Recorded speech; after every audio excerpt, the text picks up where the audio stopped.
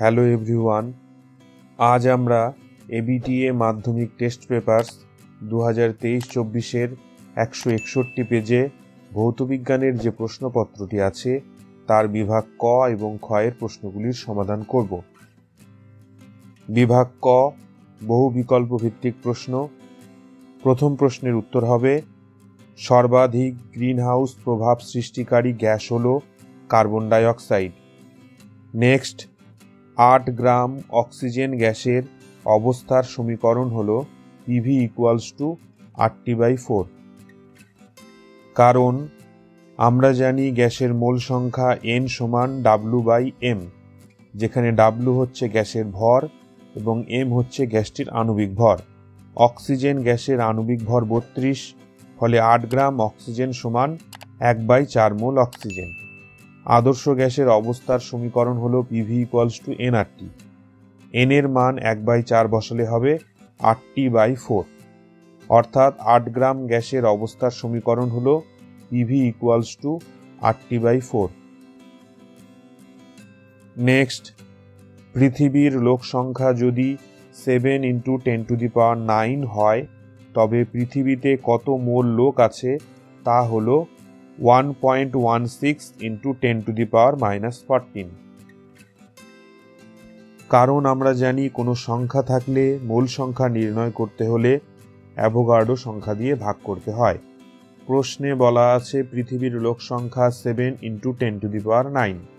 এই সংখ্যাকে অ্যাভোগাড্রো সংখ্যা দিয়ে ভাগ করলে হবে 1.16 × 10⁻⁻14। নেক্সট, একটি কঠিন পদার্থের ক্ষেত্রফল প্রসারণ গুণাঙ্ক x হলে পদার্থটির আয়তন প্রসারণ গুণাঙ্ক হবে 1.5x। ক্ষেত্র প্রসারণ গুণাঙ্ক বিটা ও আয়তন প্রসারণ গুণাঙ্ক গামার মধ্যে সম্পর্ক হল β/2 = γ/3। ক্ষেত্র প্রসারণ গুণাঙ্ক x হলে হবে x/2 = γ/3, অর্থাৎ গামা = 3/2x, অর্থাৎ 1.5x। নেক্সট কোশ্চেন, কোন দর্পণের দৃষ্টিক্ষেত্র সর্বাধিক? উত্তর হবে উত্তল। নেক্সট, আলোর বর্ণ নির্ভর করে যে বিষয়টির ওপর তা হলো তরঙ্গদৈর্ঘ্য। নেক্সট, ওহমের সূত্র মেনে চলে, উত্তর হবে ধাতব পরিবাহী। নেক্সট, তড়িৎ বিভবের মাত্রিক সংকেত হল mL² T-3I-1। আমরা জানি বিভব V = W/Q, যেখানে W হচ্ছে কার্য এবং Q হচ্ছে আধান। আবার কার্য সমান বল গুণ সরণ, বলের মাত্রা mL/T-2 এবং সরণের মাত্রা L, ফলে কার্যের মাত্রা হবে mL² T-2। আবার আধান Q এর মাত্রা I × T, ফলে বিভবের মাত্রা হবে mL² T-2/I × T, অর্থাৎ mL² T-3I-1। নেক্সট, নিউক্লিয় রিঅ্যাক্টরে মডারেটর হিসেবে ব্যবহৃত হয় D2O, অর্থাৎ ভারী জল। নেক্সট, কপার হলো একটি মুদ্রা ধাতু। নেক্সট, লিথিয়াম হাইড্রাইড অণুতে হাইড্রোজেন কোন নোবেল গ্যাসের ন্যায় গঠন লাভ করে? উত্তর হবে হিলিয়াম। নেক্সট, পরীক্ষাগারে কোন গ্যাসটির সাহায্যে ধাতব মূলক শনাক্ত করা হয়? উত্তর হবে H2S। নেক্সট কোশ্চেন, প্রদত্ত কোনটি কপারের আকরিক নয়? উত্তর হবে হিমাটাইট। নেক্সট, জলের তড়িৎ বিশ্লেষণে ক্যাথোড ও অ্যানোডে উৎপন্ন পদার্থের ওজনগত পরিমাণ 1:8। আমরা জানি জলের তড়িৎ বিশ্লেষণে ক্যাথোডে হাইড্রোজেন এবং অ্যানোডে অক্সিজেন উৎপন্ন হয়। উৎপন্ন হাইড্রোজেন এবং অক্সিজেনের আয়তনের অনুপাত 2:1। হাইড্রোজেনের আণবিক ওজন 2 এবং অক্সিজেনের আণবিক ওজন 32। ফলে হাইড্রোজেন এবং অক্সিজেনের ওজনগত অনুপাত হবে 2:2:1:32 অর্থাৎ 1:8। নেক্সট CH3CHOH যৌগটির IUPAC নাম লেখো। যৌগটি হচ্ছে CH3CHOH এখানে কার্বন পরমাণুর সংখ্যা 3, ফলে হবে প্রোপ।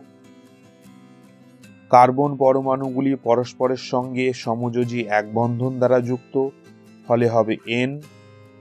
2 নম্বর কার্বন পরমাণুটিতে OH অর্থাৎ হাইড্রক্সিল মূলক থাকায় হবে 2 অল, ফলে যৌগটির নাম হবে প্রোপান 2 অল। ফলে সঠিক উত্তর হবে অপশন বি। এরপরে বিভাগ খ, প্রথম প্রশ্ন, CFC এর কোন পরমাণুটি ওজোন স্তর ধ্বংসের জন্য দায়ী? উত্তর হবে সক্রিয় ক্লোরিন পরমাণু, অথবা বলা যায় ক্লোরিন মুক্তমূলক। নেক্সট কোশ্চেন, বিদ্যুৎ ক্ষরণের সময় কোন গ্যাস ওজোন স্তরকে ভাঙে? উত্তর হবে নাইট্রিক অক্সাইড, অথবা CNG এর মূল উপাদান কি? উত্তর হবে মিথেন। নেক্সট, কোন শর্তে বাস্তব গ্যাস আদর্শ গ্যাসের ন্যায় আচরণ করে? উত্তর হবে উচ্চ উষ্ণতা ও নিম্ন চাপে। নেক্সট, আদর্শ গ্যাসের অণুর দ্রুতি কত হয়? উত্তর হবে 0 থেকে অসীম পর্যন্ত। নেক্সট কোশ্চেন, তরলের আপাত ও প্রকৃত প্রসারণ গুণাঙ্কের মধ্যে কোনটির মান বেশি? তরলের প্রকৃত প্রসারণ গুণাঙ্কের মান বেশি, অথবা তাপ পরিবাহিতাঙ্কের SI একক কি?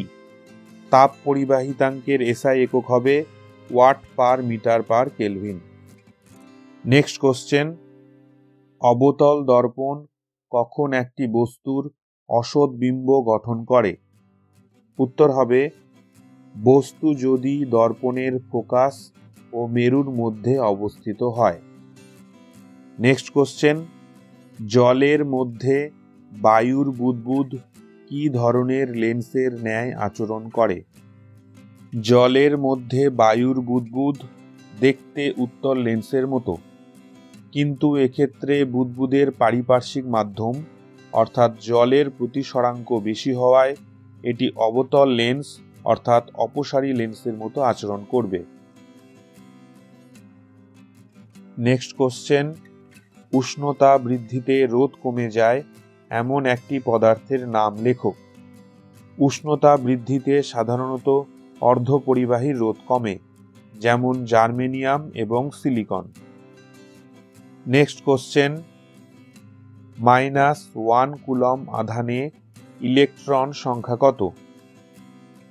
আমরা জানি আধান Q = Ne, যেখানে N হচ্ছে ইলেকট্রনের সংখ্যা এবং E ইলেকট্রনের আধান। ফলে -1 কুলম আধানে ইলেকট্রনের সংখ্যা N সমান হবে Q/E।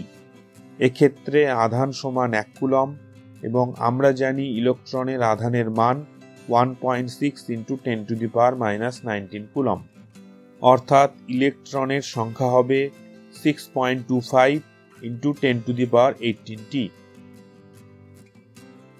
নেক্সট কোশ্চেন, নিউক্লিয়নগুলির মোট ভর অপেক্ষা নিউক্লিয়াসের ভর বেশি না কম? আমরা জানি ভর ত্রুটির কারণে নিউক্লিয়াসের ভর সামান্য কম হয়, অর্থাৎ নিউক্লিয়নগুলির মোট ভর অপেক্ষা নিউক্লিয়াসের ভর কম। অথবা 6C14 পরমাণু থেকে কোন কণা নির্গত হয়ে 7N14 পরমাণু উৎপন্ন হয়? এক্ষেত্রে ভর সংখ্যা অপরিবর্তিত আছে কিন্তু পরমাণু ক্রমাঙ্ক 1 একক বৃদ্ধি পেয়েছে। আমরা জানি বিটা কণা নির্গত হলে ভর সংখ্যা অপরিবর্তিত থাকে, কিন্তু পরমাণু ক্রমাঙ্ক 1 একক বৃদ্ধি পায়। ফলে উত্তর হবে বিটা কণা।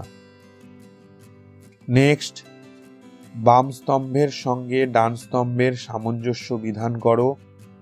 উত্তর হবে গ্যালভানাইজেশন, জিঙ্ক, তেজস্ক্রিয় নিষ্ক্রিয় মৌল রেডন, ডুরালুমিনের প্রধান উপাদান অ্যালুমিনিয়াম, অ্যানোড মাডে উপস্থিত প্ল্যাটিনাম। নেক্সট কোশ্চেন, তড়িৎ বিশ্লেষণে কোন প্রকার তড়িৎ ব্যবহৃত হয়? উত্তর হবে সমপ্রবাহ অর্থাৎ ডিসি। অথবা কপার বিশোধনে অ্যানোড হিসাবে কি ব্যবহৃত হয়? উত্তর হবে অবিশুদ্ধ কপারের দণ্ড। নেক্সট কোশ্চেন, চ্যালকোজেন মৌলগুলি দীর্ঘ পর্যায় সারণীর কোন শ্রেণীতে অবস্থিত? উত্তর হবে 16 নম্বর শ্রেণী। অথবা 16 পরমাণু ক্রমাঙ্ক বিশিষ্ট মৌলটির মেন্ডেলিভের পর্যায় সারণীতে অবস্থান দেখাও। মৌলটির পরমাণু ক্রমাঙ্ক 16, ফলে ইলেকট্রন বিন্যাস হবে 2, 8, 6। মৌলটির ইলেকট্রন বিন্যাসের জন্য 3টি কক্ষপথের প্রয়োজন, ফলে মৌলটি তৃতীয় পর্যায়ে অবস্থিত। শেষ কক্ষপথে ইলেকট্রন সংখ্যা 6, ফলে মৌলটি 16 নম্বর শ্রেণীতে অবস্থিত। অর্থাৎ মৌলটি তৃতীয় পর্যায়ে 16 নম্বর শ্রেণীতে অবস্থিত। নেক্সট কোশ্চেন, সোডিয়াম, লিথিয়াম, পটাশিয়ামকে ক্রমবর্ধমান পরমাণুর আকার অনুসারে সাজাও। মৌলগুলি গ্রুপ 1-এ অবস্থিত। এগুলিকে পরপর সাজালে হবে লিথিয়াম, সোডিয়াম, পটাশিয়াম।